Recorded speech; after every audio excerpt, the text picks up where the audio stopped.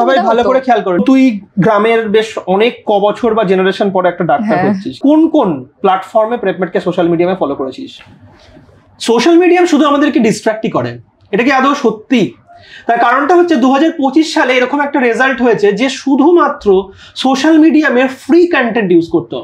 তো আমরা যখন আমাদের টিমের সাথে কথা বলছিলাম তখন আমরা জানতে পেরেছি প্রেপমেডের ইউটিউব চ্যানেলের ফ্রি কন্টেন্ট ইউজ করে এবছর মোনামি সেনাপতি বানেশ্বরপুর থেকে একটা অসাধারণ সুন্দর রেজাল্ট করেছে, এবং এটা প্রমাণ করে যে এক্সট্রিম ডিসিপ্লিন এবং সেলফ ডেডিকেশন যদি থাকে তাহলে কিন্তু একজন ফ্রি কন্টেন্ট ইউজ করেও সে কিন্তু খুব ভালো রেজাল্ট করতে পারে নিট পরীক্ষাতে। চলো ডেকে নেওয়া যাক মোনামিকে। তো মোনামি, প্রথমেই অনেক অনেক কংগ্রাচুলেশন। আমার কাছে আমার খবর আছে যে বানেশ্বরপুর থেকে দীর্ঘ অনেক বছর পরে তুই ডাক্তার হচ্ছিস। এই গ্রামটা কোথায়? গ্রামটা হচ্ছে হাওড়ার আমতার মধ্যে পড়ে। আমরা আমতার মধ্যে পড়ে। তো এই যে ধর মানে এত বছর পরে সোশ্যাল মিডিয়ামের কন্টেন্ট, প্রেপমেডের ফ্রি ইউটিউব চ্যানেল, যেটাকে আমরা আগে বিজয় ব্যাচ বলতাম, এবং বিজয় ব্যাচের কন্টেন্ট থেকে তুই কনস্ট্যান্টলি দেখেছিস। তারপরে হচ্ছে 2024 সালে একবার পরীক্ষা দিয়েছিলিস তুই, একটুর জন্য মিস হয়েছে, 620 নম্বর তুই তখন পেয়েছিলিস। কোন বোর্ডে পড়তিস? আমি West Bengal board, Bangla medium, পুরো পিওর বাংলা মাধ্যম। এনসিইআরটি পড়তে অসুবিধা হতো না? প্রথম হতো। কতদিনে রিকভার হয়েছিল? প্রায় 11টা, আমার ওই জন্য 11টা এনসিইআরটি পড়তে একটু অসুবিধা হয়েছিল। 12 থেকে আর অতটা অসুবিধা হয়নি। তো যখন এরকম পড়তিস, ধর কিছু একটা জিনিস, একটা হয় না বাংলায় পড়লে একটা মাতৃভাষায় পড়ছি তো মনে থেকে যাচ্ছে, একটা সেন্স পুরো ডাইরেক্টলি আসছে। ইংলিশে যখন পড়ছি তখন পড়ছি আবার ভুলেও যাচ্ছি। তো এই জিনিসটা কিভাবে কোপ আপ করেছিলিস? কোনো টেকনিক আছে তোর মানে যেগুলো তুই নেক্সট ইয়ারের ভাই বোনদের বলতে চাইছিস? প্রথম একটু অসুবিধা তো হয়ই, কিন্তু ওটা পড়তে আর বিষয়টা হচ্ছে কি, কনসেপ্টটা বুঝে গেলে না তখন আর ল্যাঙ্গুয়েজের কোনো অসুবিধা হয় না। ওটা কনসেপ্টটা জেনে নিলে তখন, আর সায়েন্স তো শব্দগুলো তো মানে খুব একটা আলাদা নয়, কাছাকাছি। তো হয়তো আর এখানে আমাদের এমসিকিউ করতে হচ্ছে, এমন তো নয় যে আমাকে নিটে গিয়ে থিওরি কোয়েশ্চেন লিখতে হচ্ছে। সেক্ষেত্রে হয়তো সবাই ভালো করে খেয়াল করো, এটা তো এমসিকিউ করতে হচ্ছে এরকম তো নয় যে থিওরির মতো লং কোয়েশ্চেন লিখতে হবে। হ্যাঁ, ওটা তো নয়। সেকেন্ড হচ্ছে কনসেপ্টে ফোকাস করতে বলেছো। এবং বাংলা মাধ্যম থেকে এবছর আমি পডকাস্ট নিতে দেখলাম যে অনেক ছাত্রই কিন্তু বাংলা মাধ্যম থেকে তারা খুব সুন্দরভাবে রিকভার করে নিয়েছে। মানে এই যে ব্যারিয়ারটা খুব বড় ব্যারিয়ার নয়, একদমই তাই। এটা তোমরা কিন্তু খেয়াল রাখবে, কারণ অনেকেই ভয় পেয়ে যাও যে যারা বাংলা মাধ্যমে আছো যে আমরা বোধহয় বুঝতে পারবো না, এনসিইআরটি তো ইংলিশে লেখা, সেটা একদমই নয়। তো র্যাঙ্কটা কতটা জিজ্ঞেসই করা হয়নি? 7668। 7668। 2024 সালের পরে 620 জন্য তুই তখন 620 পেয়েছিলিস, একটুর জন্য মিস করে গেলি। 2025 সালে পরীক্ষা দিলি, কত পেয়েছিস 25 সালে? 562। তো তুই গ্রামের বেশ অনেক ক বছর বা জেনারেশন পরে একটা ডাক্তার হচ্ছিস, কিন্তু এই ডাক্তার হওয়ার যে স্বপ্নটা সেটা কি তোর নিজস্ব নাকি হচ্ছে মানে পরিবার থেকে? দুটোই, মানে পরিবারেরও স্বপ্ন, আমার নিজেরও স্বপ্ন। কোনটা আগে? আমার নিজের। আচ্ছা, তো নেক্সট যেটা আমি জিজ্ঞেস করবো, তো পরিবারের স্বপ্ন যদি হয়ও তো পরিবারের একটা সাপোর্ট লাগে, কতটা পেয়েছিস? আগের বছর ড্রপ তো করেছিস, কতটা সাপোর্ট পেয়েছিস? পুরোপুরি সাপোর্ট, মানে পরিবারের সাপোর্টের জন্যই তো আমি ড্রপটা করতে পেরেছি। ওনারা যদি সাপোর্ট না করতেন তাহলে আজকে কোনো একটা কলেজে ভর্তি অন্য কোনো কোর্সে বিডিএস, বিএমএস এইসবে চলে যেতে হতো। ডাক্তার আগের বছরই তুই বিডিএস যেতে পারতিস, সেটা তুই যাসনি। সো ফুল ড্রপ করেছিস? ফুল ড্রপ পুরো। আচ্ছা, লাস্ট ওয়ান ইয়ার ধরে তুই প্রেপমেডকে সোশ্যাল মিডিয়ামে ফলো করেছিস। তো আমি জাস্ট একটাই জিনিস জানতে চাইবো, কোন কোন প্ল্যাটফর্মে প্রেপমেডকে সোশ্যাল মিডিয়ামে ফলো করেছিস? আমি প্রেপমেডকে ইউটিউব আর টেলিগ্রাম এই দুটো জায়গাতেই ফলো করতাম। তো ইউটিউবে ইউটিউবে আমাদের দুটো চ্যানেল আছে, একটা প্রেপমেড নিট হিন্দি, একটা হচ্ছে প্রেপমেড। কোন চ্যানেলটা ফলো করতিস? প্রেপমেড নিট বলে যে চ্যানেলটা আছে, হিন্দিটা নয়, প্রেপমেড নিটটা ফলো করতিস। প্রেপমেড নিটের মধ্যে আমাদের ভিডিও আসতো, লাইভ আসতো। তুই কোন সেগমেন্টটা বেশি করে? মানে লাইভ তো আমি অ্যাটেন্ড করতে পারতাম না, লাইভের টাইমে হয়তো হতো না, কিন্তু আমি রেকর্ডেড যেগুলো ভিডিও থেকে যেত সেগুলো দেখতাম। রেকর্ডেড ভিডিওস গুলো প্রপারলি দেখতিস? কোন কোন টিচারের ভিডিও দেখেছিস?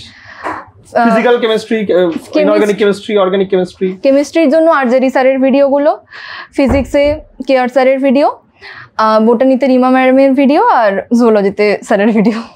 আমার ভিডিও দেখেছিস। আচ্ছা তুই একটা জিনিস বলি টেলিগ্রাম, তো টেলিগ্রামের তুই যে যে জিনিসগুলো আর কি ফলো করতিস, কোন কোন কন্টেন্ট গুলো তোর মনে হচ্ছে টেলিগ্রামের জন্য মানে তোর প্রিপারেশনস কে আরো মানে এনহ্যান্স করেছে? প্রেপমেডের টেলিগ্রামে যে ডেইলি ডোজ বলে স্যারেরা প্রত্যেকদিন অল্প সময়ের মধ্যে অডিও করে ছোট ছোট অথচ ইম্পর্টেন্ট যে কনসেপ্টগুলো টিচার স্যারেরা এখানে দিতেন, আমি সেগুলো সব ফলো করতাম রেগুলারলি। হ্যাঁ, এখন কুইজ পোল থাকতো, কুইজ করতাম, ইউটিউবেও তো কুইজ দিতেন আর এতেও টেলিগ্রামে। হ্যাঁ, ইউটিউবে কমিউনিটিতে যেতে পারি, ইউটিউব খুললেই সামনে চলে আসতো, যেহেতু দেখতাম তো সামনে চলে আসতো ওগুলো। হ্যাঁ, তো ইউটিউবে আর টেলিগ্রামে দু জায়গাতেই কুইজগুলো করতাম। কোন সাবজেক্টের কন্টেন্টটা বেশি কাম? তোকে যদি বলি ফিজিক্স, কেমিস্ট্রি, বায়োলজি, তুই কোন কন্টেন্টটা তুই সব থেকে বেশি মানে তিনটের মধ্যে প্রপোর্শনে কোন কন্টেন্টটা সব থেকে বেশি কনজিউম করতিস? কেমিস্ট্রি, অর্গানিক, ইনঅর্গানিক, ফিজিক্যাল কেমিস্ট্রিটা। বাহ। আচ্ছা মনামি, তোকে আমি একটা জিনিস জিজ্ঞেস করবো। আমি এরকম দেখেছি যে স্টুডেন্টরা প্রপার ব্যাচে এনরোল থাকছে, তারপরেও তারা হচ্ছে টেস্ট শিডিউল প্রপার ফলো করতে পারছে না, তাদের ব্যাকলগ হচ্ছে। তুই সেখানে ফ্রি কন্টেন্ট কনজিউম করছিস এবং ফ্রি কন্টেন্ট কনজিউম করেও তুই প্রপারলি টেস্ট শিডিউল মানে টেস্ট দিচ্ছিস। আমার তোকে একটাই মানে প্রশ্ন, এটার জন্য কি দরকার, মানে এটা করার জন্য তুই মানে কিভাবে ম্যানেজ করেছিস এই জিনিসটাকে? এটার জন্য সব থেকে যেটা ইম্পর্টেন্ট হচ্ছে ডিসিপ্লিন।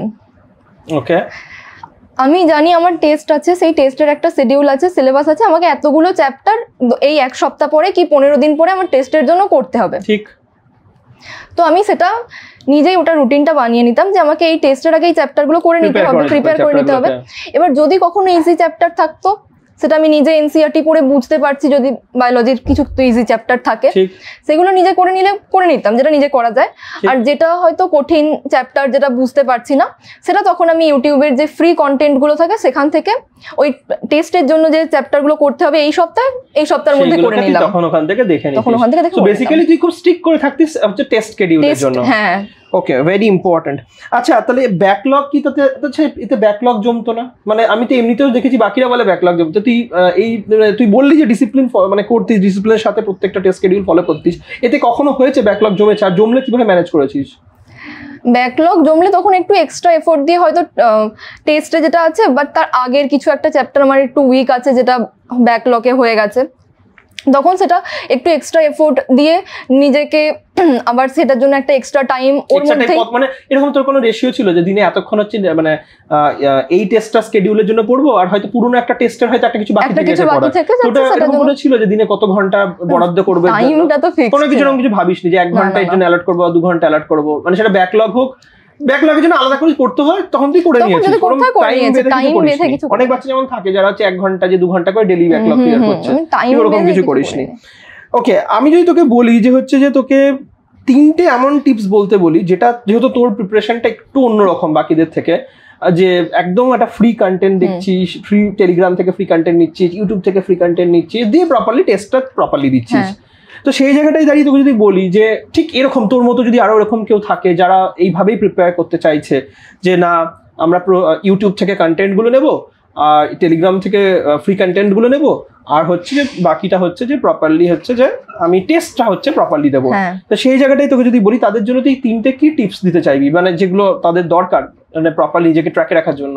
কনসিস্টেন্সি, কারণ যেহেতু আমি নিজে যেহেতু সেলফ স্টাডি করছি, ফ্রি কন্টেন্ট কনজিউম করছি, তো কনসিস্টেন্ট থাকাটা ভীষণ দরকার। একদমই তাই। কনসিস্টেন্সি, ডিসিপ্লিনও ভীষণ দরকার। কনসিস্টেন্সি হতে গেলে ডিসিপ্লিন লাগবেই, সে তো লাগবেই। আর এটা খুবই ইম্পর্টেন্ট যে টেস্টের পরে কোনো স্পেশাল কোনো নোট বানাতে হবে। হ্যাঁ অবশ্যই বানাতে হবে। টেস্টের পরে যেটা ভুল হচ্ছে, আমি টেস্টে যেই কোয়েশ্চেনগুলো ভুল হতো সেগুলো মার্ক করে নিতাম, করে নিয়ে ওটার একটা আলাদা খাতা বানিয়েছিলাম, ওতে নোট ডাউন করে নিতাম। বায়োলজির হলে হয়তো করতাম না, বায়োলজির হলে যদি এনসিইআরটি থেকে কিছু লাইন ভুলে গিয়ে থাকে তো এনসিইআরটিতে মার্ক করে নিতাম ওটা। আর যদি ফিজিক্স কেমিস্ট্রির কোয়েশ্চেন হয় দেন ওটা নোট করে নিতাম। নোট করে যেইখানটা আমি দেখলাম যে হ্যাঁ এই জায়গাটাতে হয়তো আমার একটা কেন দুটো টেস্টে ভুল হয়েছে সেম জায়গা থেকে, তখন সেই জায়গাটার উপর বেশি করে ফোকাস করতে হবে। তখন আবার হয়তো সেই চ্যাপ্টারের ভিডিও দেখতে হবে। কতবার হচ্ছে এনসিইআরটি বায়োলজি পড়েছিলিস, রিভিশন করেছিস? এনসিইআরটি বায়োলজি তো অনেকবারই পড়েছি। তাও আইডিয়া অ্যাপ্রক্সিমেট 5-6 বার তো হয়ে যাবে। 5-6 বার এনসিইআরটি বায়োলজি।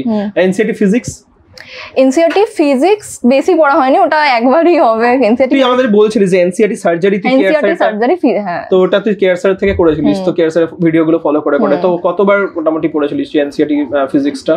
স্যার যখন করতেন তখন স্যারের ভিডিওটা দেখতে এনসিইআরটি খুলে দেখতাম আর তারপরে একবার পড়ে নিতাম। ওকে, আর যদি বলি এনসিইআরটি কেমিস্ট্রি, এটা তো ইনঅর্গানিকের জন্য পড়তে হবেই। ইনঅর্গানিক আর অর্গানিকের জন্যও পড়তে হবে। অর্গানিকের জন্য পড়তে হবে, ইনঅর্গানিক অর্গানিকের জন্য পড়তেই হবে, আর সেটা ম্যাক্সিমাম স্টুডেন্ট করে। কিন্তু যেটা স্টুডেন্টরা স্কিপ করে যায়, বা আমিও ফার্স্ট অ্যাটেম্পটের সময় যেটা করিনি, তার জন্য হয়তো ফার্স্ট অ্যাটেম্পটে ক্লিয়ার হয়নি, সেটা হচ্ছে ফিজিক্যাল কেমিস্ট্রির এনসিইআরটি পড়া। ওটাও পড়তে হবে, ওটাও পড়তে হবে। আমাকে কিছু মানে এখন তোরা সবাই, আমি যতজন পডকাস্ট নিলাম সবাই একটা কথাই বলছে যে হচ্ছে ফিজিক্সও পড়তে হবে, ফিজিক্সের মেকানিক্সের হচ্ছে এনসিইআরটি মানে লাইন বাই লাইন পড়তে হবে। স্টেটমেন্ট বেস কোশ্চেন দেয় এখন, না হলে তো হবে না। একদমই তাই, একদমই তাই।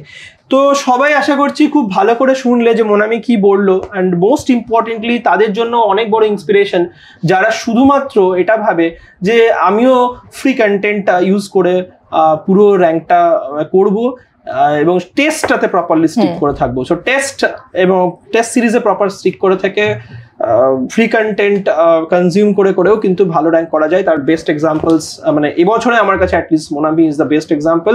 মোনামি স্কোর র্যাঙ্ক করেছে এবছর 7668। অনেক অনেক কংগ্রাচুলেশন আবারও মোনামিকে। তোমরা যদি মোনামির থেকে আরো কিছু জানতে চাও তো কমেন্টে লেখো। আশা করছি তোমাদের পডকাস্টটা খুব ভালো লেগেছে। খুব জলদি নতুন একটা পডকাস্ট নিয়ে দেখা হচ্ছে।